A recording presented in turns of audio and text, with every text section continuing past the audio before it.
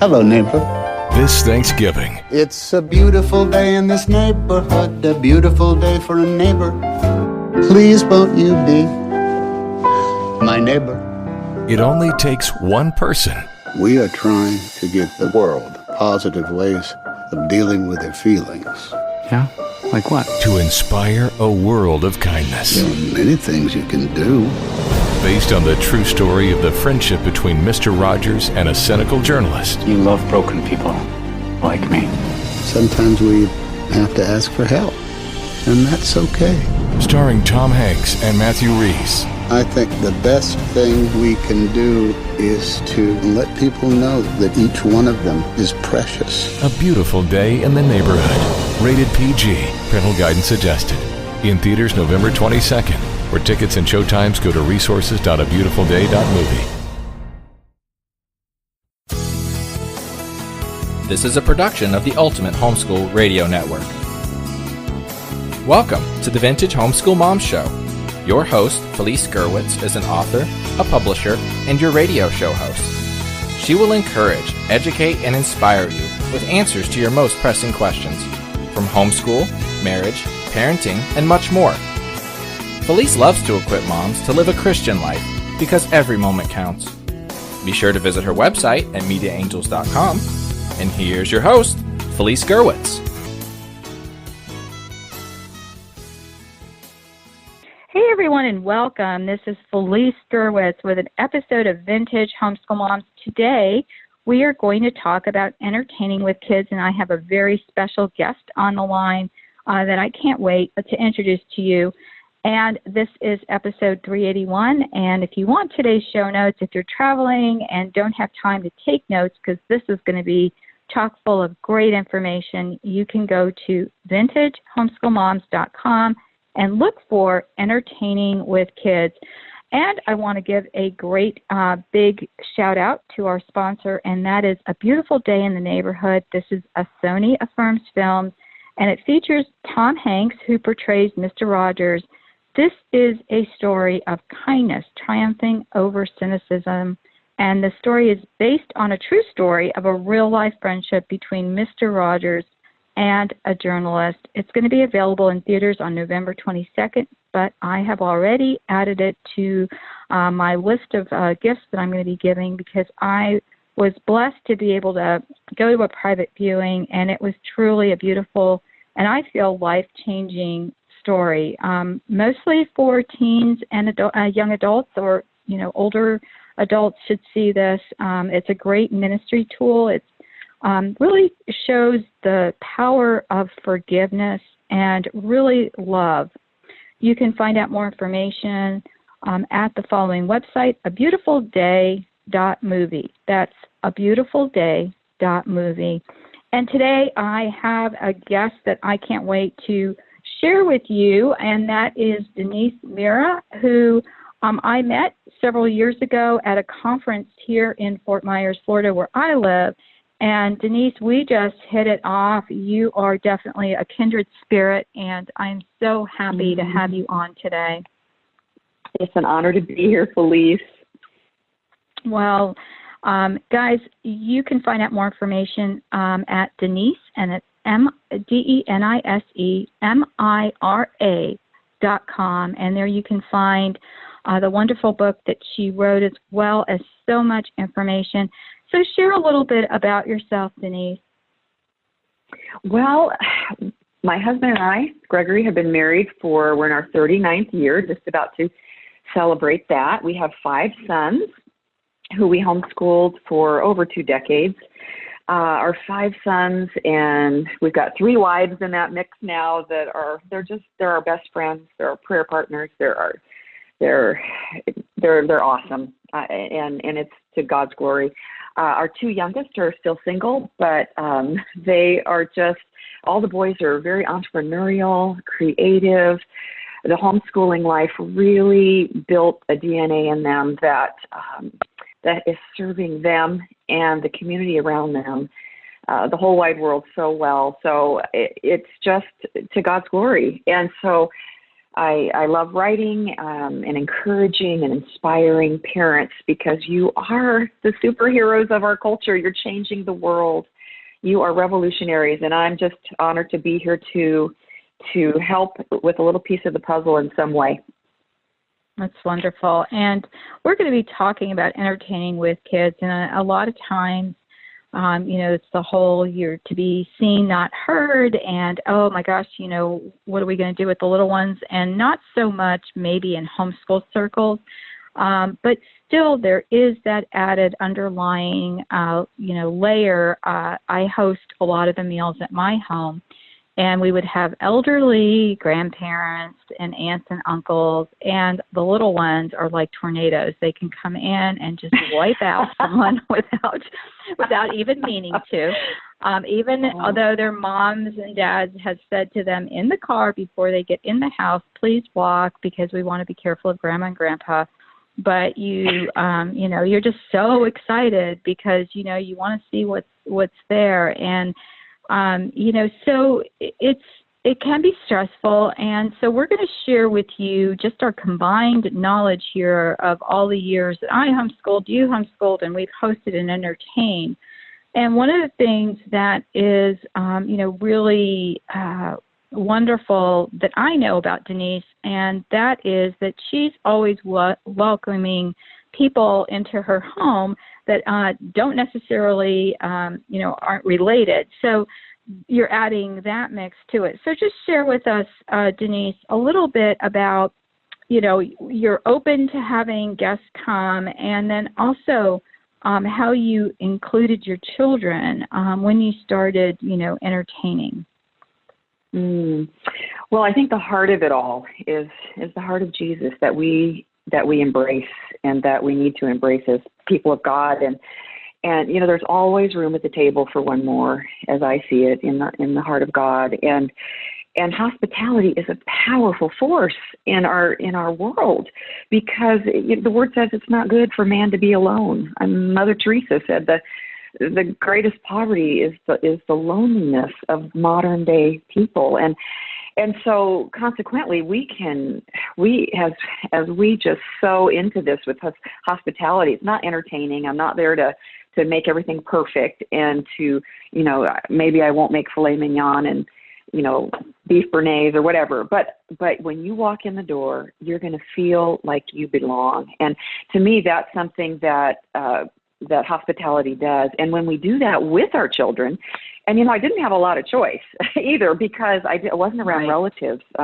They were long distance. And as a homeschool mom, we've got a team around us. And this thing that I think has helped our family so much to build a healthy perspective on this is my husband and I saw ourselves as building a team, not a hierarchy. It wasn't like King Mama and Daddy. Yes, we were the authority, but we were a team. We were, the most important member of the team might have been our 5-year-old making the welcome sign for the front door, or the 10-year-old chopping the onions, or the 8-year-old scrubbing the toilet. Or we have got a labor force around us, and they take pride in their work. And so at the end of the day, they participated at every level, whether it was, my husband was a pastor, not only a pastor, but a leader that traveled the world doing seminars and all sorts of things. And so we had a lot of international guests in our home, a lot of across the country guests. And you know what? I always wanted to be able to fit the kids around the table.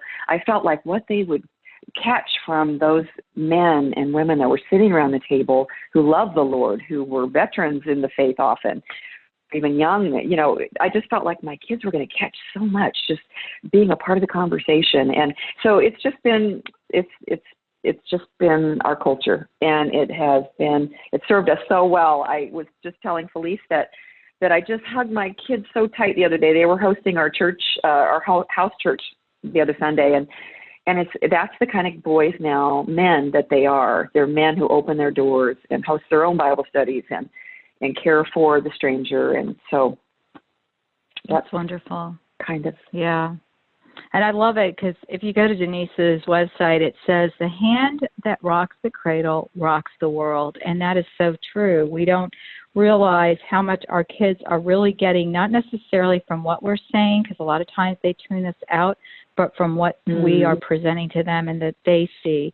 And I love you that you quoted Mother Teresa, because I feel like you're one of my friends who is a Mother Teresa. I have another one, Meredith Curtis, and a lot of my listeners know Meredith because she and I do episodes together, and it's another kindred spirit that I met through the years that I'm blessed. She only lives 4 hours away from me. I don't see her enough. But she also is like that. She's always opening her doors, and her husband is a pastor as well. So it's just, to me, it touches me when I visit her, and she won't even hear of me staying at a hotel, and there's 20 people at her house, but it's just. Oh, I love it. Well, and it's so cute because one time, I'm Catholic and they're non-denomination, and so they're spirit-filled, and I am too. And so we were, I was visiting, and it was Lent. So I had given up chocolate. I always say, because I have a Saint Annie is my daughter, who would always pick like the hardest thing, because like before Lent we just decide to give up something. So it could be, I'm not going to be rude for 40 days, just to remind yourself, of the coming of this wonderful holiday, which is Easter. So I had given up chocolate, and one of her daughters thought it would be great to surprise me with this little basket of chocolate. So I asked her if I could take a goodie bag home for after lunch. It was so cute. She didn't even know her daughter had done that. It was really, really cute. I just love her family. But, it's wonderful because when you allow kids to participate, and we had at times like 3 or 4 tables set up, there just wasn't the space. Like at one point, we would host out by in our lanai, and out by our pool, which we'd have to then, the kids were little, and so we had that all, cordoned off with a screened fence that they couldn't get through. Thankfully, nobody ever did. And so then the family grew and grew, and we had to set up different tables, and we tried different ways. In this, we have a big room where we host everyone. So sometimes the kids did have to be, on a table by themselves, but they also were close by.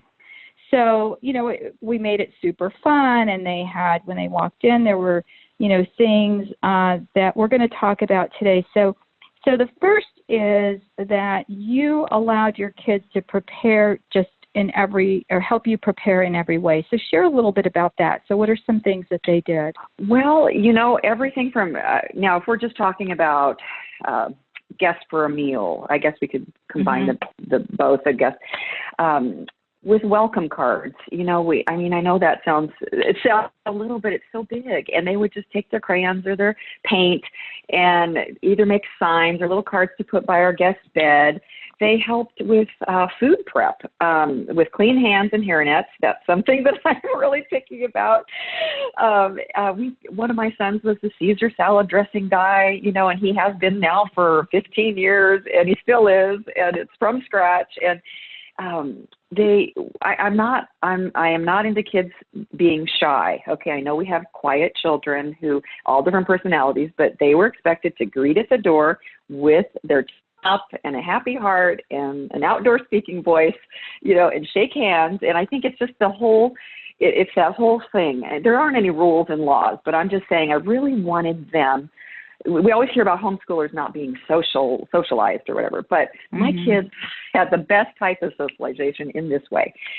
They served guests first. They weren't going to grab all the food with their little kid fingers. Guests go first in line. These are little things, but they're big things, and big doors swing on small hinges, right?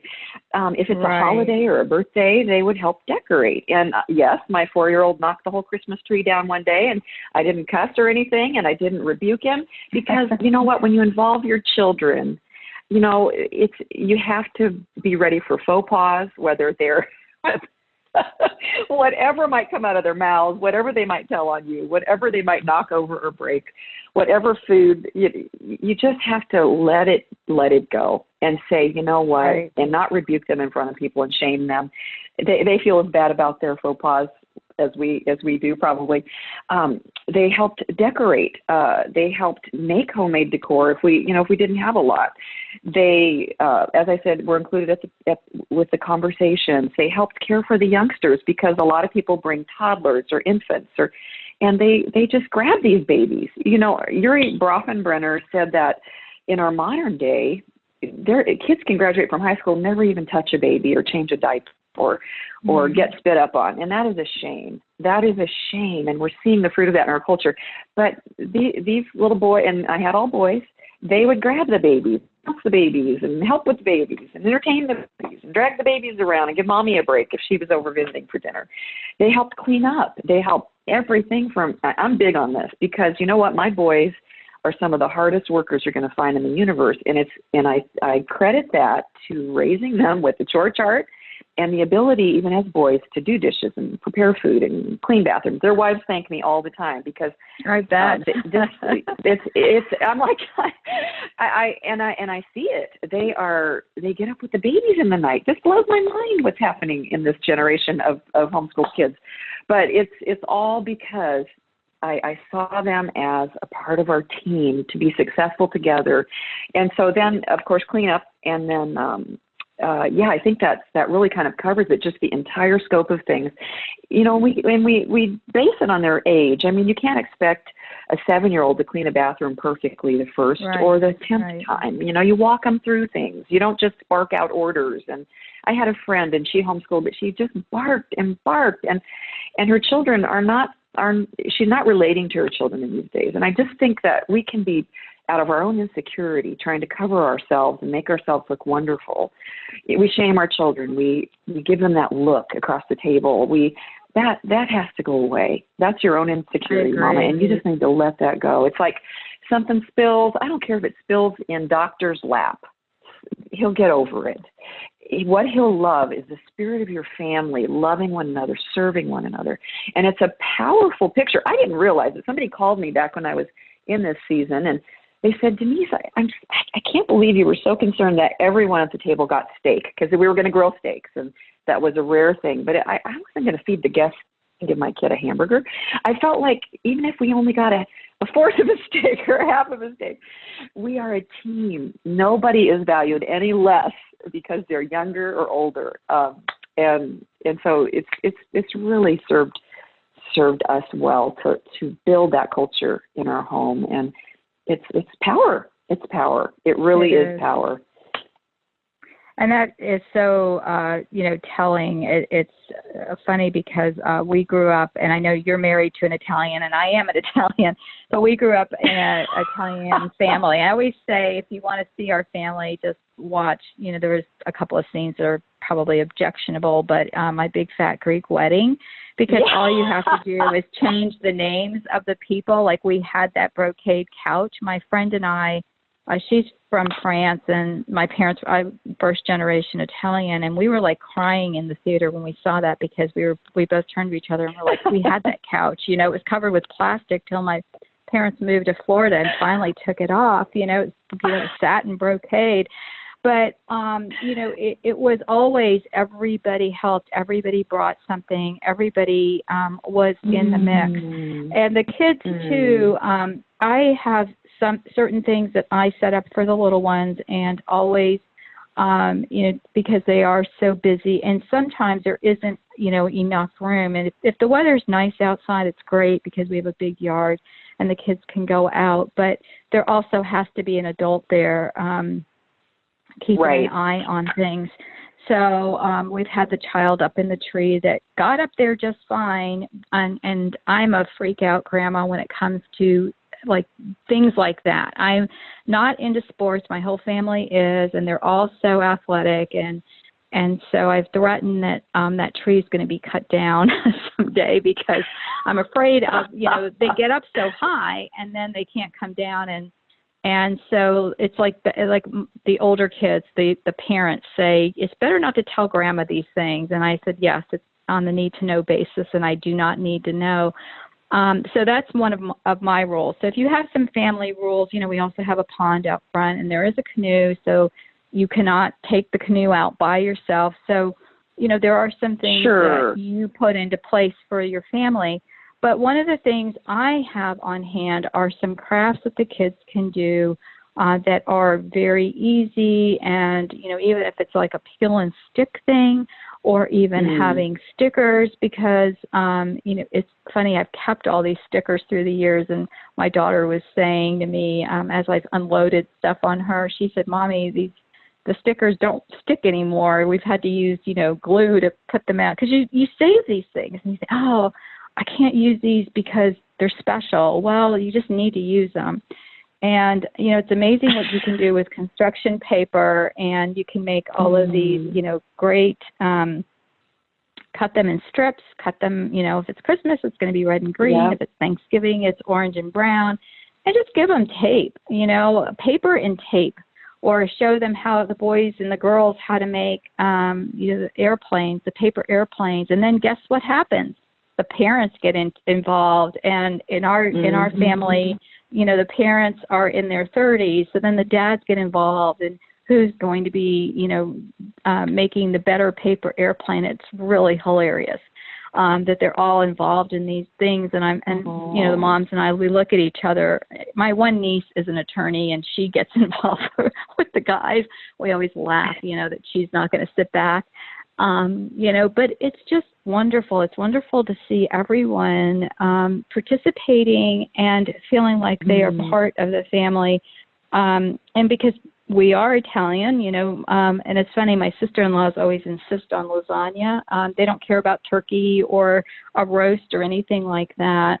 They said I've ruined them for eating lasagna out. So, and I love Italian dishes. They really go far. So we always have something like that, that the kids can eat if they don't want it. I'll tell you what, last year I was really in a pinch because of guests coming, and then our list was growing and growing. And so I told my son, I said, what are you doing Saturday at 5:00?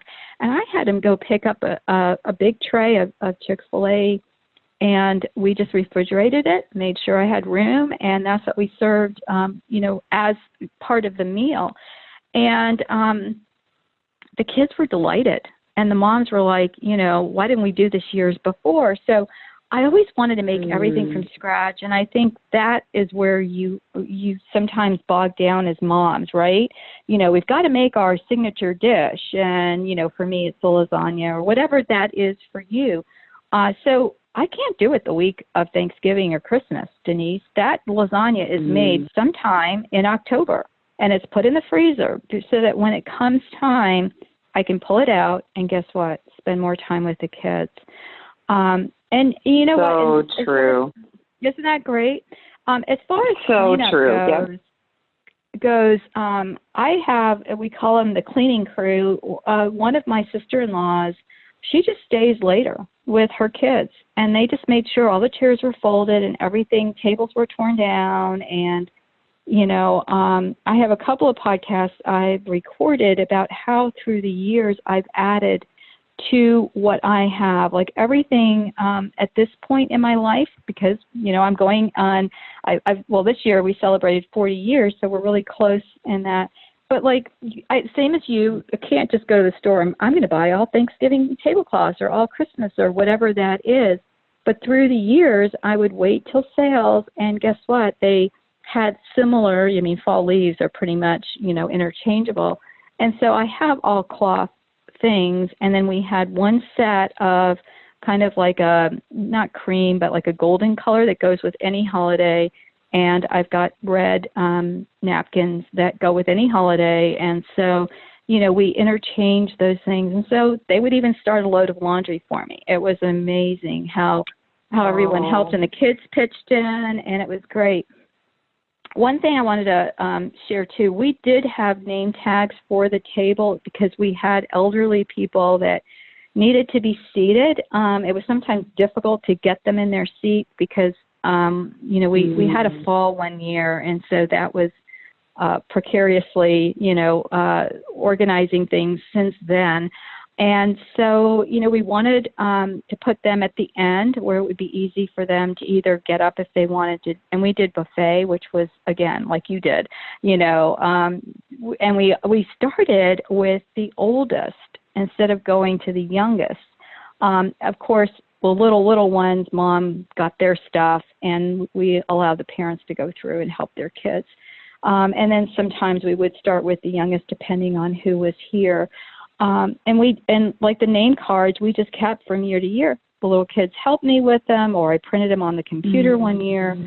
And if you are part of the Ultimate Homeschool Podcast Network and you are part of our email group, you received a planner that has those cards in there that you can just print out and handwrite. Just print them on colored paper. I use cardstock, and I just keep them from year to year. So, and I love that you had on here, gift card and mug. I collect mugs all year long. I get them sometimes for 25 cents, and that's where I'm a big fresh flower person. I just love it. And so I know where in town to get the best prices on flowers, and I also use a lot of filler. And then they can take that mug home with their flower arrangement so that they have a remembrance of the event. So I do one for each family, but that's something I love to do. Well, and some of these things, as you were saying, they have to be adjusted for the size of the group. There's no legalism we want to put on anybody about what they need to do or shouldn't do. Or it's the spirit of it, isn't it? It's all about inclusiveness as I see it. And yes, I love little take-home things, even if it's a little paper cross with, a happy face. It doesn't have to be fancy. And I think that's where we just have to, once again, put down expectations and perceptions and just be who you are, do it your way, and what your capacity is. Some people don't have a capacity, some people have a capacity for more, some people have a capacity for less. Be you, stay in your lane, because that's the best you can be, but just open your heart. And I agree, as a grandmother, I'm way more nervous about them getting hurt. I'm like, I don't want anybody getting hurt on my watch. So I do tend to feel a little nervous about them climbing and jumping, and it's funny. It's funny. I'm the only one. Grandpa, my husband, he's the permissive, like he takes the kids out. We still have, leftover toys, or my daughter will bring things to my house because I have more room, as she puts it. So like some of their rollerblades, because we have a very long driveway, but my husband's out there playing with them. And we took down the zip line. We used to have a zip line, and we just took that down because it was too much for me. It wasn't very high. Yeah.